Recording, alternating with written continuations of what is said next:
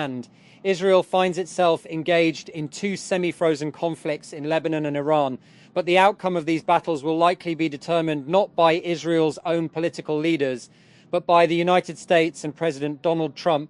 And Israeli analysts have told Al Jazeera, with US envoys Steve Witkoff and Jared Kushner headed to Pakistan for another round of talks with Iran, Israel is not included. And Trump announced on Thursday a 3-week extension to the ceasefire in Lebanon. Israel has, of course, and repeatedly violated that ceasefire, but analysts highlight that Trump continues to have more influence over events than his partners in Israel. And recent deadly Israeli attacks on Lebanon and Hezbollah rocket fire into Israel may amount to serious violations of international humanitarian law, the United Nations Human Rights Office, OHCHR, says. And the findings come from a UN report released on Friday, focusing on the first 3 weeks of the latest escalation between Israel and Hezbollah, which began on March 2. And Hezbollah fighters launched rockets at Israel in response to the US-Israeli attacks on Iran, prompting a large-scale military offensive from Israel. That. A UK bill to legalise assisted dying in England and Wales will not become law after efforts by unelected lawmakers to stall its passage through Parliament. Time ran out for the terminally ill adults' end of life bill on Friday after hitting a parliamentary quagmire of more than wafting 200 bill amendments tabled by appointed lawmakers in the House of Lords. And United States President Donald Trump granted a 90-day extension to a shipping waiver that makes it easier to move oil, fuel and fertilizer around the US, the White House has said, and the latest effort to curb rising energy costs linked to the war with Iran. Friday's move, even though its impact on lowering prices is questionable, and reflects a broader push by the White House to dampen politically sensitive fuel price spikes before November's midterm elections, where affordability is expected to be a defining issue for voters. And the Islamabad Traffic Police has issued a comprehensive traffic advisory announcing widespread road closures and alternate routes ahead of expected diplomatic activity related to the US-Iran talks in the capital. According to the traffic plan, the red zone and extended red zone will remain completely closed for all types of traffic. That. The federal government on Friday approved a big increase in diesel and petrol prices for the next 7 days. The Prime Minister has sanctioned an increase of 26.7 cents per litre in the price of diesel and 26.77 per litre for petrol. Following the approval, the price of diesel will now be 380.99 per litre and petrol's 393.35 per litre. And the government raised the prices of petrol and high-speed diesel HSD by 20.77 Friday. On Increase, the price of petrol now stands at Rs 393 and that of HSD at 380.99. That. Amal Khalil was killed while reporting on an Israeli airstrike in southern Lebanon during a 10-day ceasefire. She is the 9th journalist killed in Lebanon this year. As Lebanon buries her and talks continue on extending the ceasefire, what does her death say about the prospects for accountability? In this episode... And the administration of United States President Donald Trump has announced plans to expand the use of the federal death penalty, including through the deployment of firing squads. The announcement on Friday was part of a policy document issued by the Department of Justice, setting out the legal argument for various methods of execution. That. A court in Kosovo has convicted 3 ethnic Serbs on terrorism charges over their role in a deadly secession attempt near the country's northern border in 2023. The Basic Court in Pristina sentenced Blagoje Spasojevic and Vladimir Tolik to life in prison and Dusan Maksimovic to a 30-year jail term on Friday over the attack in the village of Banjka, which led to a clash with police that left 1 police officer and 3 of the gunmen.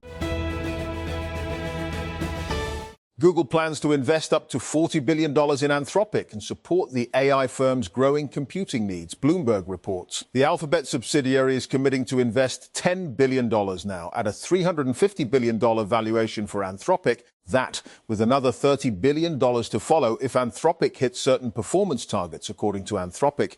The promise of investment comes after Anthropic released its latest model, Mythos, to a limited group of partners this month. That Anthropic says that Mythos is the company's most powerful model to date and has significant cybersecurity applications due to potential misuse. That Anthropic has restricted broader access while it works with select organizations to evaluate and address those risks, though the model has already fallen into unsanctioned hands. It's also likely expensive to run at scale.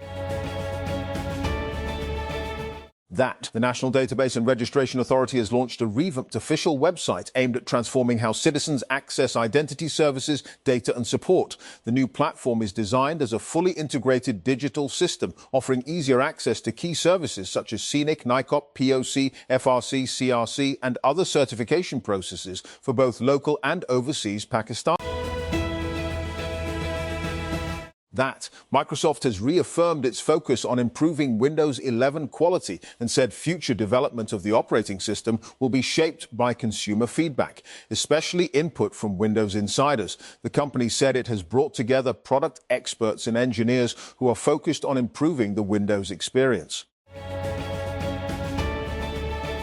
That Infinix has introduced the GT50 Pro as the next model in its GT lineup following the GT30 Pro. That the company is positioning the phone as a gaming-first device and the center of a broader GT ecosystem with gaming accessories. The Infinix GT50 Pro features a 6.78-inch AMOLED display with a 5K resolution of 1208 by 2644 pixels. The screen supports a 144 Hz refresh rate, 330 Hz touch sampling rate, and up to 2800 Hz instant touch sampling. Peak brightness reaches 4,500 nits, that while Gorilla Glass 7i protects the panel. And Islamabad. Maritime Affairs Minister Junaid Anwar Chaudhry sought on Friday a detailed report on the purported hijacking of an oil tanker by pirates near Somalia, with Pakistanis said to be among the hostages. A statement issued by the Ministry of Maritime Affairs referred to the reported incident, mentioning that the crew of the hijacked vessel was said to comprise 11 Pakistanis. That the question hanging over Tehran since the opening's current war with the US and Israel is simple. Who is in charge? Formally, the answer is clear. Mojtaba Khamenei has assumed the role of supreme leader following the killing of his father, Ali Khamenei, on the first day of the war on 28 February. In the Islamic Republic system, that position is meant to be decisive. The leader has the final word on almost anything important: war, peace, and the state's strategic direction. And the EU's anti-fraud office has begun a formal investigation into Lord Peter Mandelson, who was sacked as UK ambassador to the US over his ties to late sex offender Jeffrey Epstein. Lord Mandelson served as European Trade Commissioner from 2004 to 2008. The European Commission asked the European Anti-Fraud Office, OLAF, 2 months ago to look into allegations of misconduct during that 4-year period. And when Hezbollah fired rockets at Israel on March Tavu, 2 days after Israel and the United States launched a war on Iran, the resulting Israeli operation to destroy the group quickly became a mission to flatten swathes of southern Lebanon. And as Israeli warplanes carried out airstrikes across the country, soldiers seized more territory in the south. Ground operations began to take on the appearance of those seen in Gaza, and bulldozers tearing down buildings and demolitions, razing whole villages to the ground. That Ukraine has succeeded in depriving Russia of much of the windfall profits it would have made from oil exports during March and April, as the war in the Gulf sent prices soaring to above $100 a barrel, a series of sources suggest. That Ukraine intensified a long-range strike campaign against Russian port and energy infrastructure on March 21 in a calculated bid to prevent Russia from offloading oil onto tankers and to counteract the suspension of US sanctions on Russian oil, that which had been in place since 2022. That overpriced Mac Minis are flooding eBay amid shortages of the sold-out machines, which have become a favored tool for running on-device AI models like OpenClaw. This week, That reports indicated that the 599 M4 Mac Mini base model with 16GB RAM and 256GB of storage is sold out on Apple's retail website with no options for delivery or in-store pickup. The shortages have since extended to other configurations of the base model, regardless of the amount of memory selected. This is the first time the base model has been sold out, some outlets noted. Meanwhile, models with higher storage, 512GB and up, are only available to ship starting in June. And customs authorities have revised the import values of glass tubing and glass ampoules used in the pharmaceutical sector, issuing a new valuation ruling to reflect updated pricing conditions. The Directorate General of Customs Valuation in Karachi announced the changes through valuation ruling the 2067 of 2026, covering imports from China and China's first pre-6G test network officially began operation on Tuesday in Nanjing, located in East China's Jiangsu province. The new network combines 6G technologies with an existing 5G framework and is designed to test next-generation communication capabilities. And Iran's Foreign Minister Saeed Abbas Araghchi has confirmed today that he's embarking on a diplomatic tour of Islamabad, Muscat and Moscow. In a post on X, formerly Twitter, Araghchi said the purpose of his visits is to coordinate closely with partner countries on bilateral relations and hold consultations on key regional developments. And the US Justice Department is dropping its investigation into the Federal Reserve Chairman Jerome Powell over alleged building cost overruns. US Attorney Jeanine Pirro said instead there would be an internal investigation led by the central bank's Inspector General. For months, rumors and secrecy have surrounded last year's alleged Independence Day coup plot in Nigeria. But with this week's indictment of 6 people accused of involvement comes the first details of what is said to have been an elaborate plan to oust President Bola Tinubu. It was due to take place on the October 2025, the day Nigeria marked the 65th anniversary of its independence from the UK. And Israeli Prime Minister Benjamin Netanyahu says he has undergone successful treatment for early-stage prostate cancer after a small tumor was discovered during a routine checkup. The information was published on Friday in Netanyahu's annual medical report, with the Israeli leader posting on social media to explain that doctors discovered and treated the tumor during a medical checkup. The information was not announced at the time.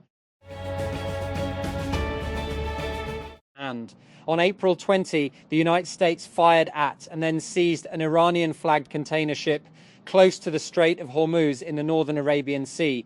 Amid its blockade of Iranian ports, it was similar to a scene which played out in the 1980s during the so-called tanker war between Iran and Iraq, during which both countries fired on each other's tankers in the Strait of Hormuz, seeking to cripple each other's economies. Cornable exclusion zone, Ukraine. It's a freezing January morning and the sun is glistening across a placid, snowy, forested landscape. But the calm is deceptive. An air raid siren suddenly blares across the crisp winter air. And the United States has 3 aircraft carriers in the Middle East for the first time in 23 years, with the arrival of the USS George H.W. Bush, the US military has said, amid a fragile ceasefire with Iran. The Middle East-based Central Command of the US military said on Friday that the carriers include 12 accompanying ships, more than 200 aircraft and 15,000 soldiers. And the United States Department of Justice has ended its probe into US Federal Reserve Chair Jerome Powell, clearing a major roadblock to the confirmation of his successor, Kevin Walsh. US Attorney for the District of Columbia, Jeanine Pirro, said on X on Friday that her office was ending its probe into the Fed's extensive building renovations because the Fed's Inspector General would scrutinize them instead.